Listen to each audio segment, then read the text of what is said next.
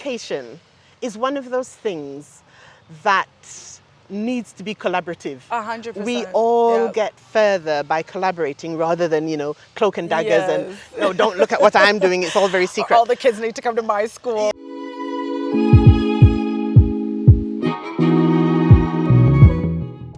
Welcome back to another video. Today we have Audrey here. I am so excited. She's a founder and head teacher here at Hummingbird International School. I just want her to tell her amazing story because even just you walking me around the compound, there was so much that I didn't even realize, the inception and how long you've been in Uganda and whatnot. So I think you could start off by introducing yourself and a little bit of your backstory. I have been in Uganda for 25 years now. It was supposed to have been for around 3 years, 4 years. We wanted the children to come home and to grow up a little bit at least in Uganda, know what it means to be Ugandan.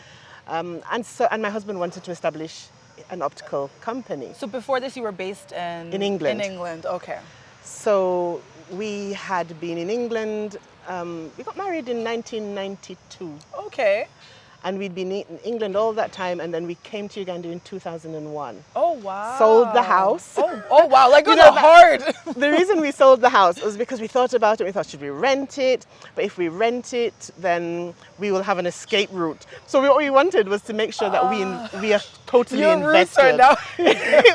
But now this was make or break. 3 to 4 years was the plan. Even in this selling the house. Because we thought, we could rebuy it, you see. That's true. Because of course we had income that came out of that. Yes. Then we found that we actually buried all the capital in the company. So we set up the opticals are incredibly expensive, and so when we got the profit out of the property, the equity I suppose you'd call it, then we had to buy all the equipment, and so we arrived in Uganda 2001. I had been working in higher education in England, so I'd been training teachers and teaching assistants, but I returned as a teacher into an international school. Okay.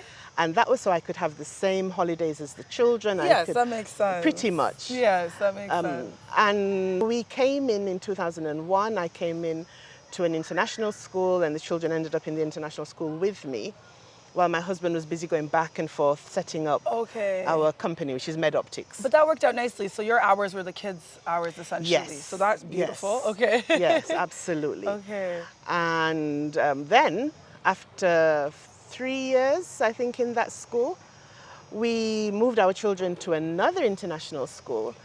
And I sort of accidentally became head teacher. I didn't actually mean I didn't mean to be. When I say this to people, they look at me like they don't really believe it. Yes. So what happened was this. We had moved the children because we felt the school we'd moved them to better reflected our values as a family. Right. And I went in one day to buy uniforms for them. By then they had been there for a year. Okay. And as I was coming out of the uniform shop, I met the primary deputy and we got talking. I'd known her from these teacher groups that we have. Okay. And she asked me, how are things at Kibera? Because I was a Kibera teacher back then. It's now called Kisu. Yes. And I said, actually, I've left because I've taken up a consultancy. And she said, you've left? Prime time. Don't move. Can I just go down and talk to Tony, who was the head teacher at the time? So I said, sure. She said, can you help us just for a while? The teacher hasn't come back. This was the Tuesday and school was opening on the Thursday. Oh, that's hilarious. They had 2 days to find a replacement. So I said, yeah, I'm sure I can help you for a week or two. So she rushes down, talks to the head teacher, comes back and says, come down and see Tony. So I accepted to help them for a couple of weeks so they could recruit. Turned into 11 years. I was about to say, a week or two and you're a consultant in Uganda always means years. So I often joke that it was like the world's longest shopping trip because I went in to buy uniforms and I left 11 years later. And during that time, I had a marvelous time. I loved the adventure that is making sure that things are in place, creating new spaces, thinking about how to optimize learning, how to introduce more creative approaches. And then the directors were fabulous. They gave me the like creative freedom to be able to do this. Okay. Absolutely. So they allowed my crazy ideas. I want to redo the library and I think we need a playground here. Let's move this pool. And they allowed that. And I, to this day, I'm very grateful for that. Oh, that's because that beautiful. is what caused the school to really really take off in so many ways. Yes.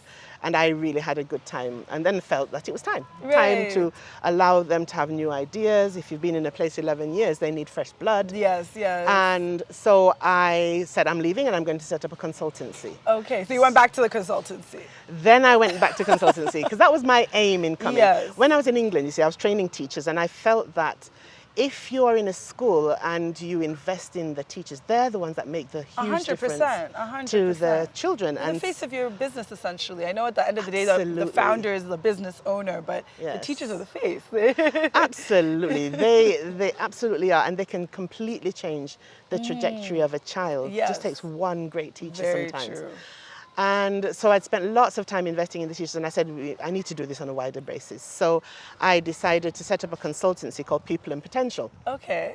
And the aim of that consultancy was to help school improvement. Okay. And to do school startups. So if somebody wanted to open a new school, I would advise, and I would go in and I would do school development planning for them, and basically plan the whole concept with them. Okay. And then see it through to a certain Much level, and then it's like, needed, bye, actually. and, Yeah. and then I'd go on to the Move next. to the next one. Yes, and so I did that here for a couple of schools, one in Sierra Leone. And that was now I loved Sierra Leone, but that's another whole episode. We'll have you back on here for Yes. And so around 2.5 years ago, I think it must have been, I realized that I needed to do a school. And the question is why after all that time. One, I was in med-optics at that point. So my husband had said, come and help me with med-optics. I need systems in place. You're a systems thinker and you like solving problems. Yes. So I said, okay, I'll help you for a little while. This is the same story of my life. I'll come in for about 4 months. How long were you there for? 5 years. That's hilarious. And then he said, well, he wanted me to stay longer. And I said, I really can't. I need to go back to my what you love purpose. to do. Yes. And even then I was determined I was not going to open a school. And then after a little while I thought, no, I need to do this. Because I realized there was once I went into Mawa and More, the flower shop in Garden City. Okay. And they had carnivorous plants. This was during COVID. Okay. And I bought this Venus flytrap. Okay. And then I had to find a school to give it to. So I was like, okay, where can I give it? This was just after COVID-1, I think it was. Okay. So the international sector was still continuing. And I found a school and I said, do you want a Venus flytrap? It's a carnivorous plant. The children will not have seen one. And I had this book called Plants That Bite Back. And it was like, it just works. Yeah, this works. I said, I can give you the plant, I can give you the book. I just need the book back and you can keep the plant.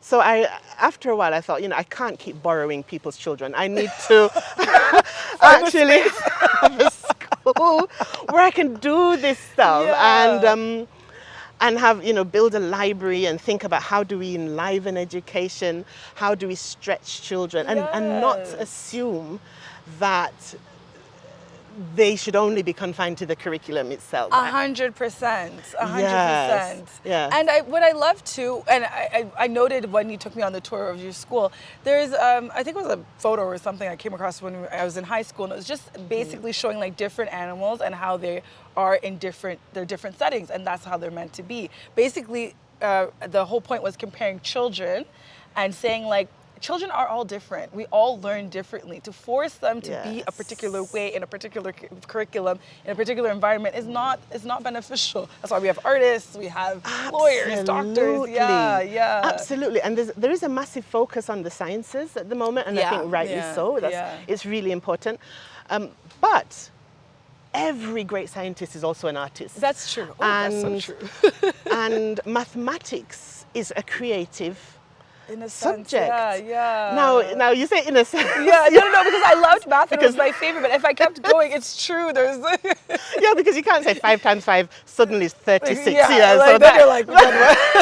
So I'm not talking about creative in that sense. Yes. What I'm talking about is that there are aspects of it in which you're looking at patterns. Yeah, 100%. Because maths is just about patterns. Now that's where I was like, yes, it's about pattern and relationship. So the entire British curriculum, which is the one that we follow here, is based on the principle that children need to understand those patterns, and that way they become mathematicians. So they need to explore those patterns. And you need room to explore. How else will you? Totally, totally. So when a child needs to sort of estimate things, they've got a notion of where that begins, where that might end, what's reasonable, what are the patterns I'm seeing here. How to push the limits as well. Absolutely, yes. So that's an important part of how education should be That's exactly for every child. So now at this point, you're back in consultancy and you realize you need your own space. So what year is this now in the journey? We're now in 2026. So this is 2024. Okay. That late. Oh, that wow. recently. Well, that means you had been here for 20 years, essentially, at that point. Yeah. The thing is, my husband sometimes used to say, so what do you want to do? What do you And I'd say, look, I'm not sure, but I will know it when I see it. And it's always been the case. So I've had the enormous freedom of being able to just follow my interests, do what I want to do, when I want to do it. And I've had some real adventures. I love that. As I've gone along that way. I'm not saying that that's the way to go. So some children know when they're 5, this is what I want to be, and then they're it, and that's absolutely them. That's very true. But now we've gone past that in the world. So we're in a post-industrial age.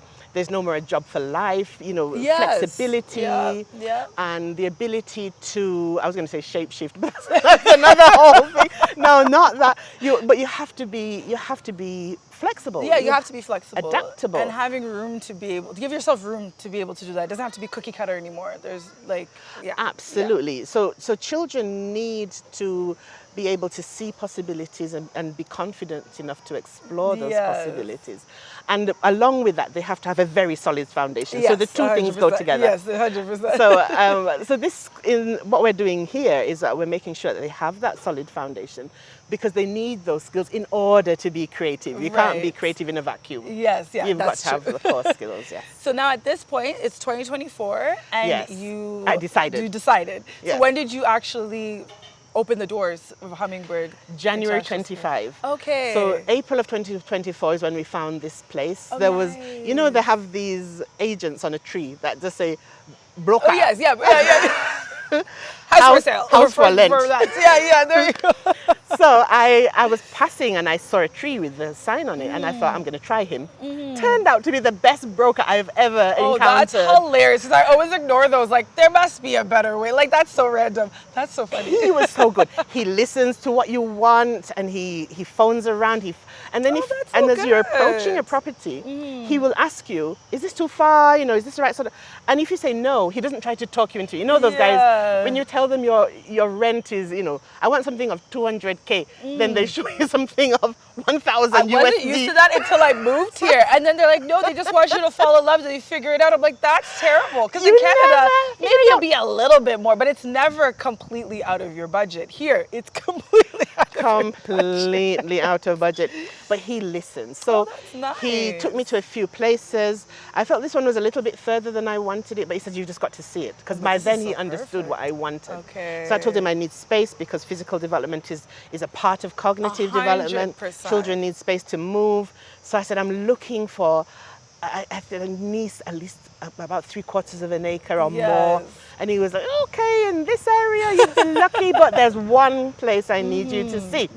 And he brought me here. And as soon as I drove in and I saw the mature gardens, I saw the space, I knew this was it. Yeah. Even when I came in, I was like, how did she find this gem? There's so many schools in Kampala area, and I'm like, you're on like 50 by 100 or like Find, and the neighbor's house, and like it's just too squished like a sandwich. Yes. Here, I'm like, this is a breath of actual fresh air. Actually, have you ever read a book called Did You Spot the Gorilla? I don't know. I don't think I have to get you a copy. I'll have to order one because somebody borrowed mine and never gave it back. But it's all about how as long as you've decided what it is you want to see, that's what you're going to see. That's good point. So it's not about just always being positive. It's about the fact that we see what we expect to see. Like be intentional about what you're thinking. Being intentional, yes. But also how they do this psychological experiment, or he talks about one, where they have people standing in a circle, and they say to them, we need you to pass this ball one to the other. And you can see this on YouTube. It's not a new experiment. Okay. I love these types of things, so I'll have to look for it. Absolutely. I'll see if I can send you the link. And partway through, the people are passing the ball, and they're counting. They said, at the end, we're going to ask you how many times you passed the ball. And partway through, they send through a guy in a gorilla suit. Okay. And he walks in and he beats his, he beats his chest. And he walks out the other side of the circle, right in the middle. Okay. And they finish counting, and then they say to this group, how many times did you pass the ball? And they say, okay, 107 or whatever it is. And then they say, did you spot the gorilla? And they say, what gorilla? And they're absolutely adamant that there was no gorilla. So they rewind and they show them the film where the guy walks in. Now, what they're saying is this. As long as you tune your mind to something, you start to see it. And that's all you'll see. Like you're like laser focused, I suppose. Absolutely. Okay. And the thing is, you might think, okay, well, that's a little bit far-fetched, until they do another experiment where they say, look around your surroundings if you're in a room, and it's familiar surroundings, and they say, tell us, have a look and see what there is, and tell us what there is, and you tell them what there is, and then they'll say, now think of a color, and look again. And believe it or not, you can try this. Somewhere in your house, because you're very familiar with those places. Yes. So if you say red and then you look around again, you suddenly start seeing red things. The red things, yeah. Little tiny things that you otherwise wouldn't have seen, like, a little flower or the top of a bottle and all sorts of things. And it's all about how we tend to see what we're looking for. So I was looking for something. And then they found it. Hey, presto. And there were other people that wanted this property, and they offered 12 months rent, 18 months rent, business owners that had been going for years. But the owners of the property just understood what I was trying to achieve in terms of the broader education. And so they held it for me. And I actually, wow. I called the manager of the property, and I said to her, look, I don't really, if I'm going to refurbish, 6 months is a lot. Can I give you just 1 month? She just sort of laughed and said, Audrey, you will not give me 1 month rent, but you're going to give me the 6 months, but it's yours if you want it. We're going to hold it for you, but I'm giving you 24 hours to make your mind up. So I said, okay, and it didn't take me more than 2 minutes. I was like, if they can see the vision, this is the place. Oh, wow. Yeah. When you were walking me through the house, you did tell me that the previous people who were here was a Chinese business. So it's not like the owners were thinking a school, they just fell in love with your story. Yes. And what you wanted to do. They understood what I wanted to do, and their first consideration wasn't having a business here necessarily. Yes. Education is very much a long game. Yes, it is, yeah. Yes, they understood. Yeah, that's so nice. But we still have fiskins. They were processing fiskins, so we had lots of water pipes everywhere. Yeah. And I thought, what fantastic grounds to be doing fiskins. Honestly, they had a huge property here, because you said you're on an acre and a bit. About an acre. Yeah, that's amazing. Yeah. And you've done such a great job with utilizing the space for the kids. It's so amazing. So now, if we could go back just a little bit, how was it relocating your children at the time? Because you've been here for 20 years, you have grown children. Now, my children at the time were around 8, 6, and 4. Okay. And they were excited about coming until they landed. They had to until they had to pack up their stuff. So because of space restrictions, we had to say to them, "Here's a box." Oh no, not to an 8-year-old. Imagine the 4-year-old even. Put into it the things you most want to take with you. Now I remember walking through the airport, and the little one there was the time when we were walking through. This is how children sort of gauge what's important to them. And he was almost leaning backwards with the weight, and thought, what is he carrying in his little backpack? And I looked at it, it was this massive book called More and More Tell Me Why. So I thought, oh bless. So they had to reduce.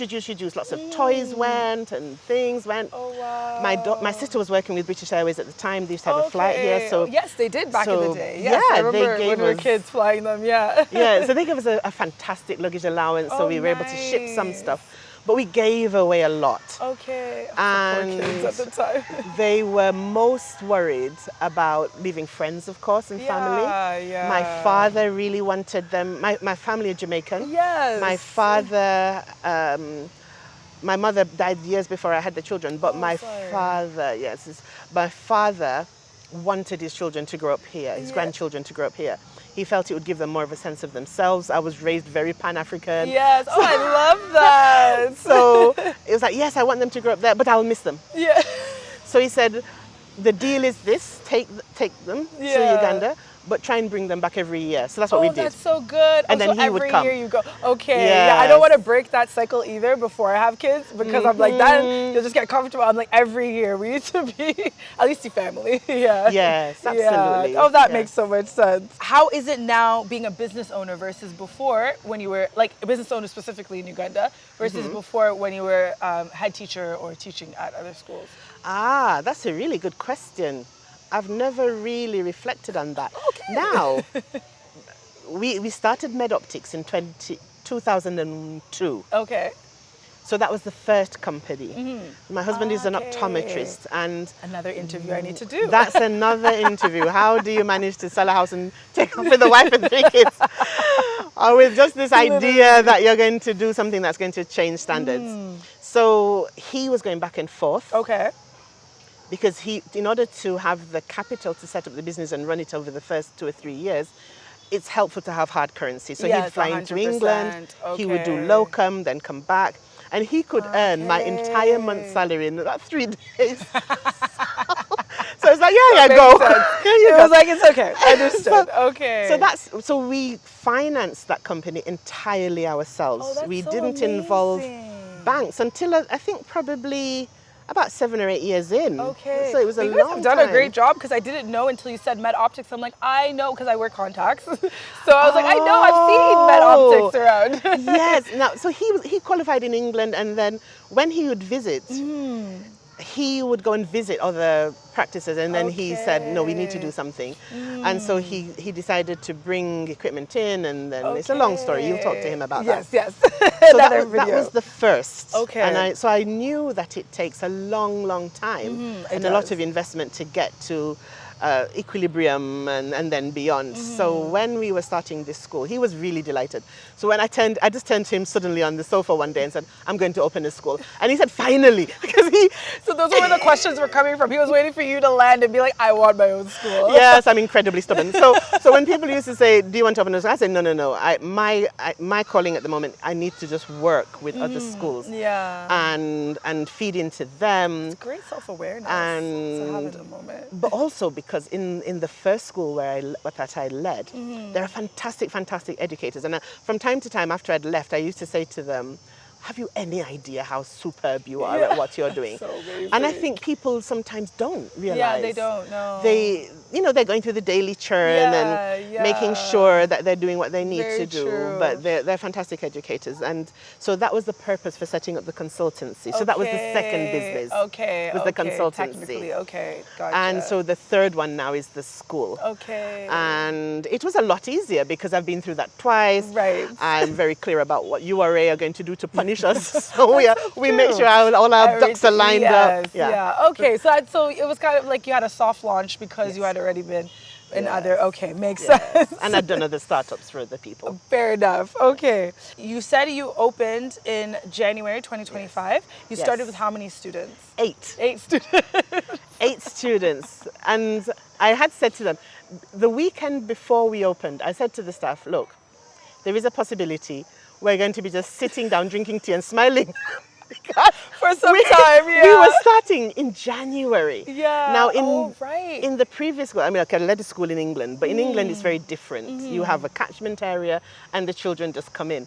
So the school that I led here in Kampala was already set up. It had been there almost 20 years. Right. But I knew even there, the big intake is August, September. Right, yeah. And January is really tiny. Even with an enrollment of 450 children, I would get maybe 5 in January. Yeah, like it trickles in. It trickles in because it's the middle of the year. Yes, and then kind of, I guess, I don't have kids yet, but as a parent, you're thinking of this child's... 8 children. Right. Oh, thank you. Thank you. I said to my children, 9 each. Oh, I would love that. Starting a bit late, but I want a lot of kids. But I'm starting late every year. I just keep knocking one off. But yeah, I assume like picking your kids up and moving them in the middle of the school year is a lot. So I guess that's why it's usually obviously September. Yes. I assume. Okay. Yes. But then here, the UNEB system is January. Yes. Okay, okay. But the international system is It's August. still August. Oh, okay, Yes. okay. So being an August. international school, there are a few international schools that start in January. Okay. But the majority, especially if you're following Cambridge, Yes. or even an American system, Yes, will yes. start in August. Okay, Yes. okay. All right. So then now you started with your 8. Where are you at now? Oh, A enough, year and a bit enough later. to keep us very busy. Let's just leave it at that. There's so many kids. I love it. We're now having to divide classes, so that's good. I love Yes. that. That's so good. So now, what's the process now for a parent to have a child enrolled in your school? Now it's quite straightforward. So Okay. there's quite a lot of information on the website. People they do need to come in and meet me. Okay, yes. Partly Oh, so they that's good. see the school and are able to gauge, is this the right place for our family? And fully understand. So yeah. that fit is really important, but I'm also trying to figure out, are these people the ones that need to be in this school? Yes, So fair. if somebody wants 4 hours of homework every night, this is not the place. This is two-way interview. If you want creative okay. thinking and an open mind. Yes, Yeah. what I'm used to. Yes.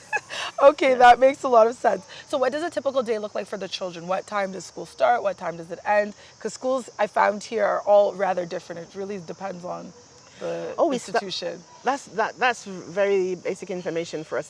That's also available. So it's from 8 till 3. Oh, good. Yes. It's not where I see Yes, kids we're not with finishing backpacks at 5, going starting at at 6. 7. No. The sun is going down. Your child is crossing the road in the dark. I'm like, what's going on And you know, here? the brain needs to rest. Yes, And even as adults. there's a fabulous pediatrician, Dr. Sabrina, who I hope you also talk to. I need about to. what I children. need to. Yes, Dr. Sabrina. She once did a talk about sleep Okay. and how much the brain needs to rest. And I thought every school owner needs to hear this, every parent needs to hear this. Because people assume that the longer hours lead to better and higher achievement. I don't know why. Because as adults, I can't function. Maybe it's just me. I can't function like that. So why would I think my 4 or 5-year-olds can do this? It doesn't work that way.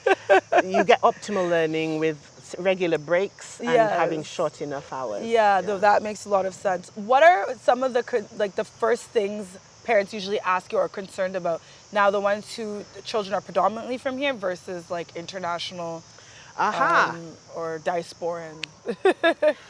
Well, most people want to know things like, what is our extracurricular program like? Which curriculum are we following? How do we deal with discipline? That's a very important one. Great point.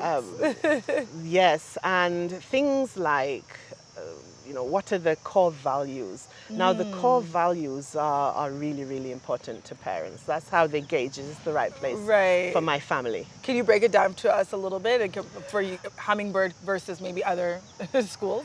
Well, some of our values are very similar to other schools, I suppose. We have 5 student profile characteristics that we're trying to develop in children. Okay. So we're always looking for these. So one of them is diligence.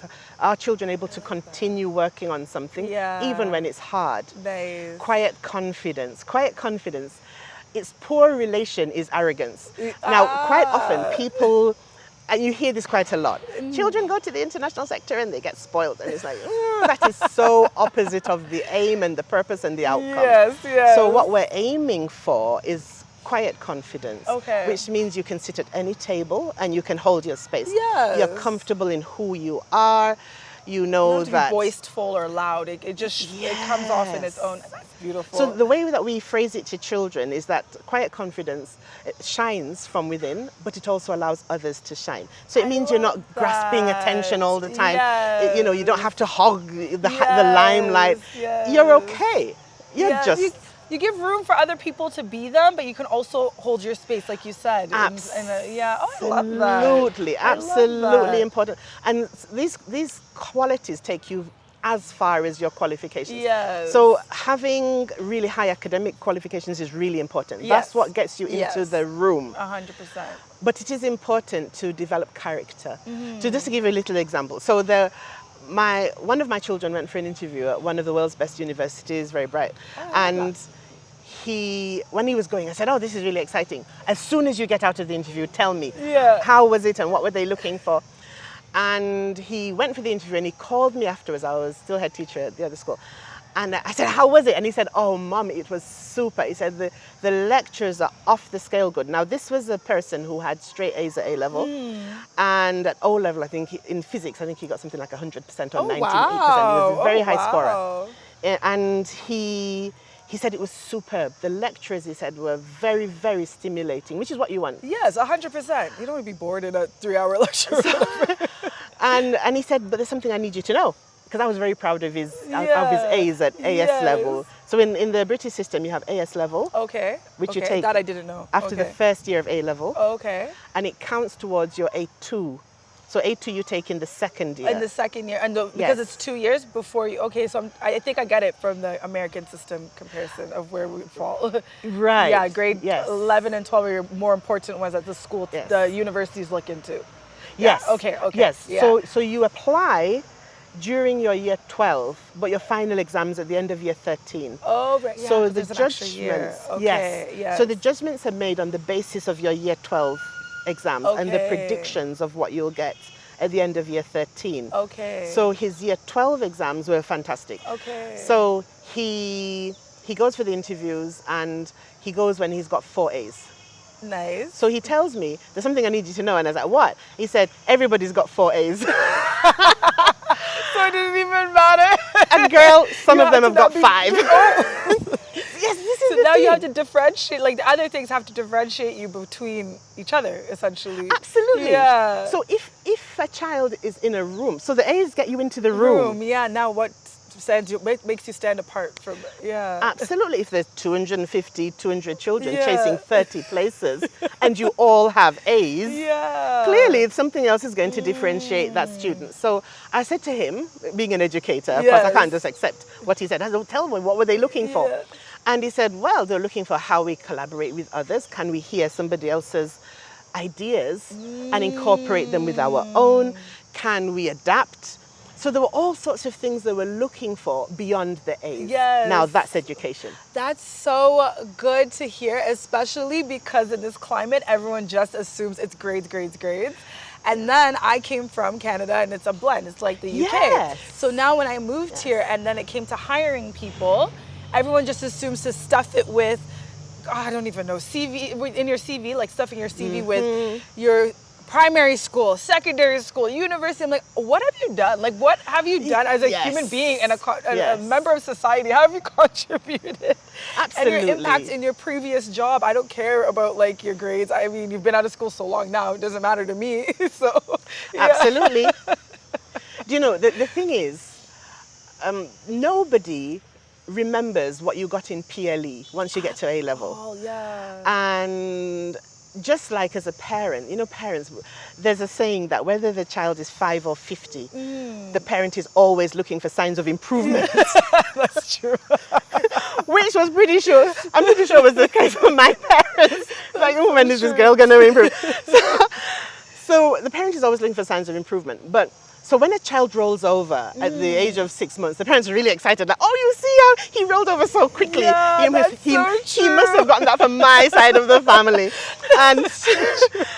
And then they do other things. But which 16, 20-year-olds do you congratulate on their ability to roll over? Nobody cares anymore. You move on to the next thing. That's so true. That's the thing. And so what happens is that in international recruitment, it's not stratified in the same way that it is here in Uganda. Yes. So here you have to have your O levels and your A levels, and then you have to have your degree, and then you have to have your higher degree, and you have to keep all the certificates and all the, what do you call those, the listing of all the modules that you took.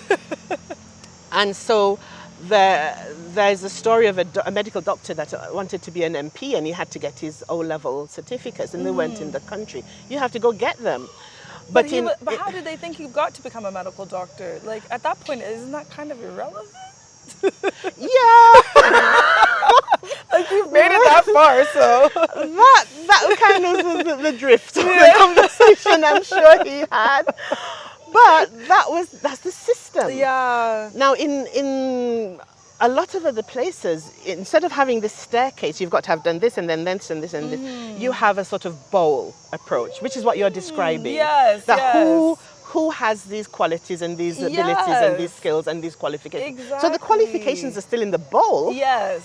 But they're there along with other things, your ability to interact. Do you know, they asked Fortune 500 company owners, this was a long time ago, now maybe about 15 years ago, what do you look for from fresh graduates? Now, this is what parents need to understand. What are you looking for? How do you decide? If you've got this room of 200 kids, and all of them have A's. No Fortune 500 director said, I need them to have 100% in physics. Not one. Not one of them said, I need them to have an A. Those are taken as said. Yeah, it's just, it gets you in the door, as you said. It's already a given. Yes. Now what? Now what? Yes. Now, what did they say? That's the question. They said collaboration, because the world is shrinking. Now you can be sitting here in Kampala and your client is in Tokyo or is in Leningrad 100%. Or is in, in Zambia somewhere. So all the time we are communicating with different cultures and different ways of being. So we have to be able to be adaptable and be able to communicate with different types of people. We have to be able to hear someone's ideas without taking them on necessarily. We can critique them and we can assess them and we can decide, out of this, what do I believe? Which is why in computing studies now we have to have digital literacy, because children have to figure out, is this deep fake or is this real? Oh my God, children and us are like, even adults, I'm like, oh Lord, every day. Now with AI, now is this real? And now it's so scary because it can leak into the banking world. Like in our day-to-day lives, there's so many things where I'm like, I made fun of my mom for being like, oh, mommy, how do you not know? But now these days, I'm like, I'm also questioning myself. I'm like, oh my God, someone could just take my whole life and run with it. Honestly, the world has changed. So you have to have agile thinking, which is actually why the school's called Hummingbird, by the way. So the hummingbird is an incredibly agile bird. It can hover in place. And it's the only bird that can fly backwards. You have to be that agile. You have to be able to change direction, particularly in Korea, because there's no longer a job for life. No, not anymore at all, actually. And so this Fortune 500 CEOs, none of them mentioned subjects. They talked about what we call soft skills that are actually hard skills. The ability to negotiate, the ability to analyze, the ability to think laterally, not just in a straight line. And the number one, I often ask teachers this, what do you think the number one was? It was actually integrity.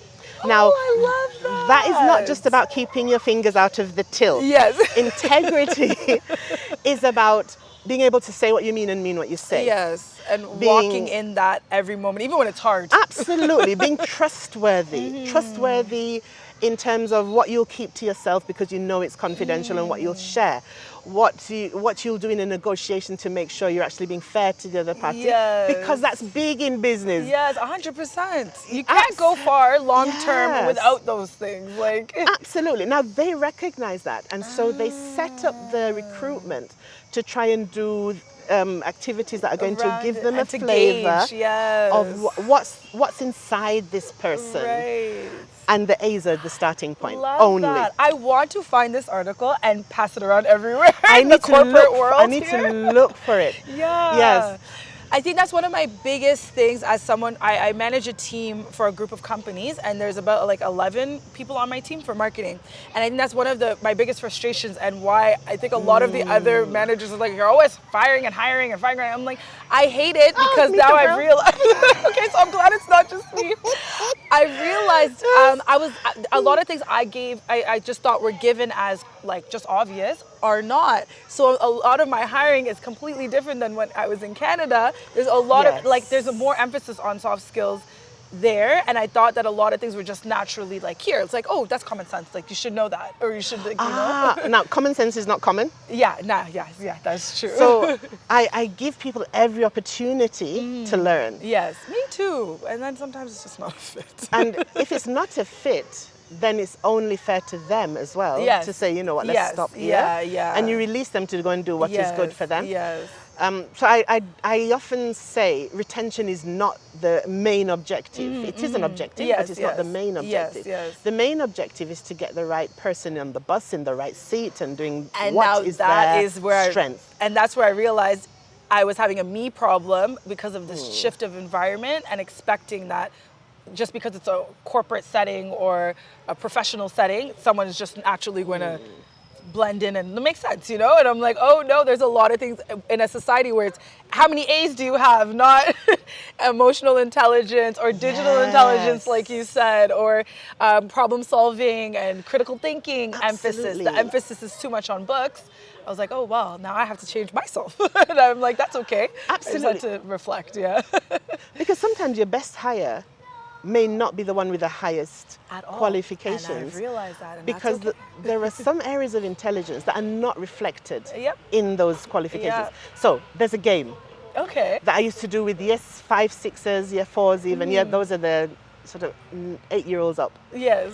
And it's called Just a Minute. Okay. It's taken from a BBC radio program Okay. where you give you have 2 panels and you give a random topic, like, you know, if I was president for a day, and they have to speak without repetition, hesitation, or deviation. So you explain what those are, and then you give them this minute on a timer. Now the other team are listening really hard, and if they do any of those things, they press the buzzer and they gain the rest of the minute. Okay. Now you get points for finishing the minute. Right. So if you finish the entire minute, you get 2 points. If you get partway through, you get 1 point. Now, that game showed me that there were some incredibly quiet children in school. Yes. That could hold an audience. Yes. In the most compelling like way. this. Age 9. And with humor and timing. And I was like, what? I love that. It's not in the curriculum. Yeah. But you I think like of the great that. orators of the world. And those are the skills that they would have. That's literally where they shine.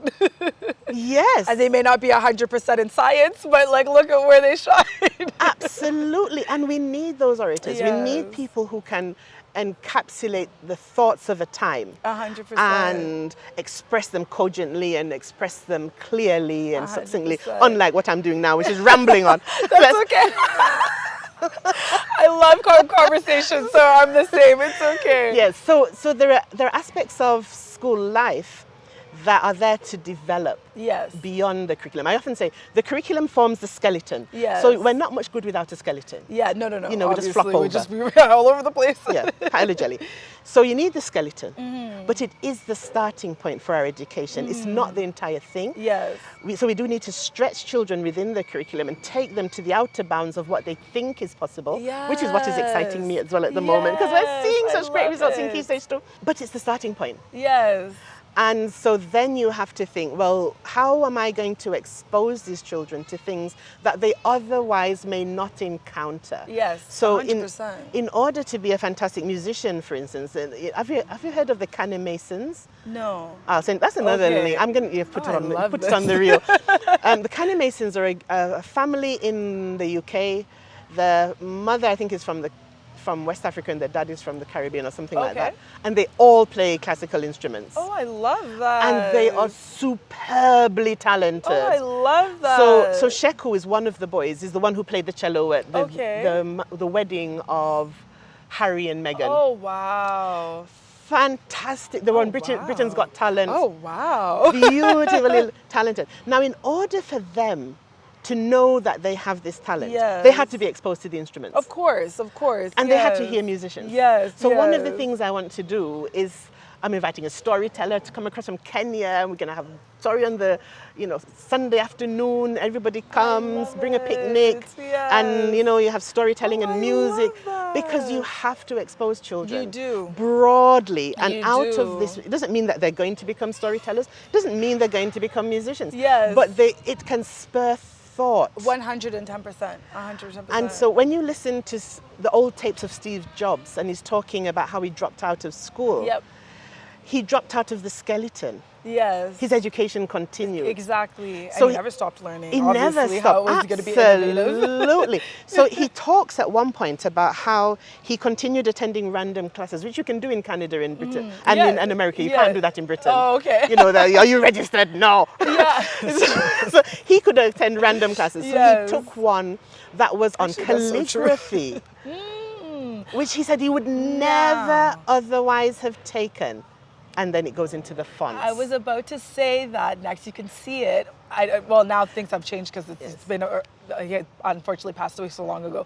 But you can see that bit of that innovation in Apple. That's so wild. Absolutely. And so an experience informs another direction. 100%. And that's why it's important to have the broader experience. I love how you said you're going to bring someone in from Kenya. So you were right, that investment within your school of bringing in people and professionals from other places. Oh, it's really important. I mean, he's not coming only to do us, and I will offer his time to other schools because it's still an interest of mine to make sure that as widely as possible we share.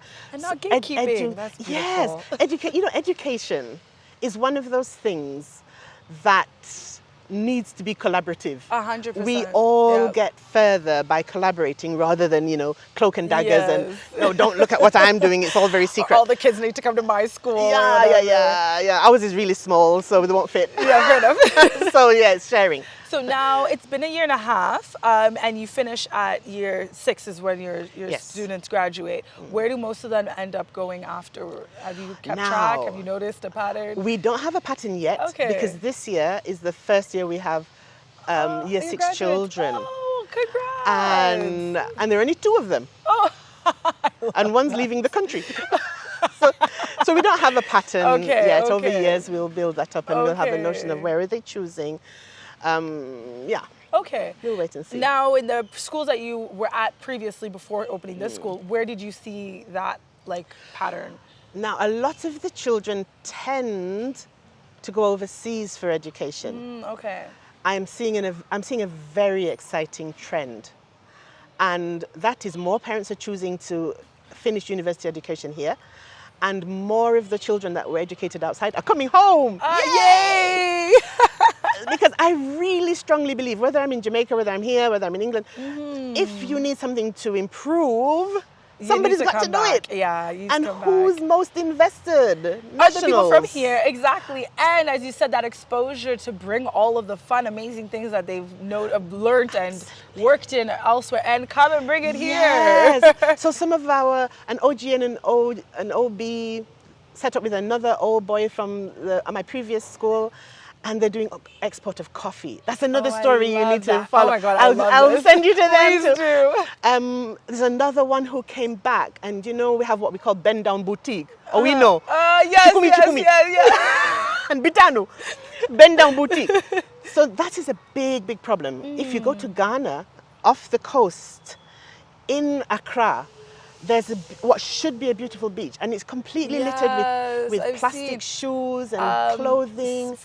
Second-hand items. Yes, second-hand items. Yeah. So he came back and he set up a company, which is very exciting, worth talking to, called Buziga Hill. Have you seen Buziga Hill? I have. Yes, I have. Oh, yes, I have. Yes, I need to I love the concept. Yes. So they take second-hand clothing. They remake them into unique pieces and resell them. And it's actually so fashion forward. It's very from the now fashion world perspective, it's beautiful. It's not like you're creating kind of pieces like mid or whatever. No, very nice pieces. Yeah. Very nice pieces, very alternative, and they're online as well. But I love the label the most because it says return to sender. Yeah, How beautiful is that? I love How that. imaginative is that? They didn't notice that. I love that. So former students coming back in, thinking, how do we solve this problem? What are we going to do? Enduring the many frustrations there are in terms of logistics and getting a business to critical point. So you have to build resilience, the endurance, the ability to not give up too easily. Yep. That one we call indomitable spirit. The spirit that says, okay, I lost this battle. But I haven't lost everything. I'm going to go back and I'm going to come back harder. So you learn that often through sports. Yes. You've got to learn how to lose. Arsenal fans and everybody else, Man U fans. Not to find a point hilarious. on it. I don't see any of you looking depressed. You have to learn. Once you have lost, then you analyze. Now you can do that if you're the team. You can't do that if you're a fan. Yeah, that's true. Okay, everybody does that in a bar, but hey. But so you have to analyze and think, what did I do? How can I improve this? Yes, 100%. And so you learn a lot of that through design and technology, through sports, because you have to hone your design in order to solve a problem. So it's not design and technology is really important. It's not any longer in the curriculum. But I did ask Cambridge, do you mind if we teach it? And they said, not at all. Oh, I love so that. next step is to say to them, so why don't you put it back in the curriculum? It's very 100%. 21st century. Yeah. Yeah, 100%. Okay, I'm going to stop talking now. No. I feel like you're so fascinating. I feel like there's so many aspects. Like I said, moving here, you get frustrated as someone who hires people.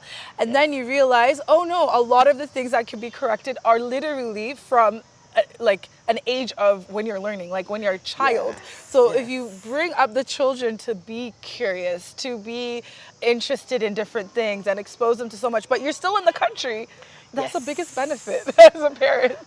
Absolutely. Because it's business anywhere in the world is never easy. No. It's never easy. And the biggest challenge is identifying talent. But in its purest sense, that is what education is all about. Yes, 100%. So being able to open a textbook on page 37 and do the sums is one thing, but you need to be able to identify the talent in the child. Yes. And so it's important that educators generally start to rethink. If we're educating children for a very new world, one in which there's no job for life, one in which you may have to change career several times. I've left teaching more than once. Yes, there you go. Consultancy, teaching, other business. Pivoted. Yes, because I went and worked for Christian Aid in England. Okay. And that combined development with education and training teachers. Even spoke in Westminster Abbey. That was such fun. Cool. Yeah, that's another whole story. Yeah. But adventure is a part of life. 100%. You can't take that away. And so you see, when you came back, that's why I need to hear more of your story. I need to know, you told me what compelled you to come. Yes. But I can't wait to hear the rest. Yes, I'll gladly tell you all about it. It's been an adventure for sure. And it's always like an up, down, but that's life. And I love that you're creating a space for children to experience that and have a safe space to be able to have that in Uganda. Like, that is the prime. I literally was like, I swear when my child is 5, they're immediately coming here. I'll take the bypass on the way. I'll reserve a space. I just love it. So now, if you could just touch on quickly, what advice would you give someone in the education space abroad who is interested in relocating to Uganda? What advice would you give them? Find a school that matches your interests, your passions, your direction, and then think about what you can contribute to the school, not just what will the school contribute to you. So that is really, really important. Any school worth going to is going to ask you a lot of questions about what you see you're going to contribute to it. And then look very carefully at how people respond to the leadership. That's going to give you an indication about what sort of experience you're going to have in that school. Okay. Oh, that's good. I often say to parents as well, walk around with the head teacher, and if everyone starts saluting and standing up straight, that gives you an indication what sort of school you're in. That's so true. If they're still misbehaving while the head teacher's there, that gives you an indication. So there are all sorts of clues you can pick up just by going around a school. Because we're a microcosm of society and we're a community. 100%. Every school is a community. That's very true. Now, what does the next 5 to 10 years look like for Hummingbird? Now I can tell you what some of the parents think it's going to look like. Like, when are you going to open a secondary school? There's a parent who asked me this. So bless her heart. I said, your child is 3. That would be me. So? Yes, but the next steps? That's not on the books at the moment. I've got to tell you that. So what we're looking to do, we have an open door policy for educators in particular. Oh, nice. Good so to dear know educators, you don't have to pretend to be a parent to have a look around the school. Just say, I want to come and have a look. I love so that. sometimes educators will call and ask advice. I don't know everything. So sometimes we need to collaborate and form some sort of collaboration whereby we exchange expertise. Some of that happens already. That's so beautiful. So I'm hoping in the future that more and more of that will happen. Because of your consultancy background. I think that's why you have that collaborative, and you've been in different education, like in different schools in the education system. Yes, but also I'm so invested in UG, and Uganda is so enormously rich in terms of its people. We have the largest body of of young people, apart from maybe one or two other countries. Yeah. But generally on the continent, we have a lot of young people, yes. a lot of unexplored potential there. So much. And so it's really, really important that we don't just have one or two good schools. Yes. We have to get to critical mass. Yes. And the way to do that is to collaborate. That's so true. That's so and true. so we have to get past that sort of, everything belongs to me. Yeah, the crabs in a barrel mentality. I always tell people where it's like me, only me. I can only rise. It's like you only go so far alone anyway. So absolutely. So in 5 years' time, I would think that we would be in a position then hopefully to do more in terms of training and in terms of just making sure children have a great education. We're not going to put more buildings where we are No, please don't. You have such a beautiful compound. Yeah, it has to stay like this. Yeah, so unless you go up or somewhere, I don't know. But like the compound to run around, what a gem in this proximity in Kampala. No, we need to. Yeah, I think the grass eventually, we're trying to make sure it doesn't get trampled off. Yes. So we are really. So our motto is explore, but we have a sort of sub theme which is 20 seats, 20 stories, and that's because every child has a different learning journey. I love that. And so it just acknowledges that. Okay, there are a limited number of spaces. Yes. And we intend to optimize them. So beyond that, I don't have a plan for, other branches and things like that. Other people might do that. Yes. So my plan is this actually. I've got some fabulous educators. So I don't expect them to be here for 30 years. Right. My hope is that they will spring out at some point and they'll start another school. And then now, so it has a multiplying I effect. love that. And then the quality that they've obtained from being here will now multiply into the masses. I love it. Absolutely. That is the plan. I love it. I love to hear it. You need to meet my folks. I need to, literally, I was just, as you were speaking, I'm like, I need to come back for a gazillion other videos. There's so much I want to talk to you about. And I feel like the channel would benefit. I say to people, they make me happy. I'm very demanding. Which I slightly suspect you are too. Yeah. We have to be demanding. You have to have a standard, and then you stick to that standard. 100%. And you say, I am not going to lower it at all. If it's a rational standard. If it's irrational, tell me. Well, that's different. Then we can adjust and whatever. But keeping that it has to stay. Absolutely. And they make me happy because they just know what to do and they just get on with it. So yeah. So it's great. This was such a great conversation. Again, I'm glad. I would love to have you back on here. I have so many other topics I'd love to talk to you about. But as she mentioned previously, they have a website with all the information about the school, and you're actually getting more involved on social media. Yes, we have these very, very short reels on YouTube.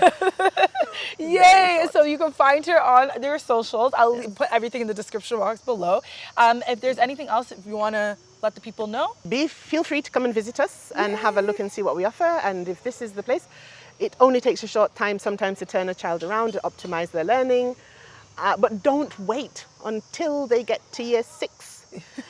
So I've been very excited to see what we've achieved with the year 6 children. But we would love to have them earlier. Love it. I love to hear it. Thank you guys so much for watching. As you know, always, you can comment down below. Please share these videos with the various different people that you feel like would benefit. As she mentioned before, Uganda is such a beautiful place. The continent is such a beautiful place. Absolutely. Learn what you can in the diaspora. Do what you can there and relocate. You don't have to be here permanently, but I love that I'm bringing stories of people who 20 plus years in Uganda as a Jamaican British. I'm a Jamaican British Ugandan. You're Jamaican British Ugandan. As previously mentioned, you can get all the info in the description box. Thank you guys so much for watching, and I'll check you in my next video. Bye guys. Bye.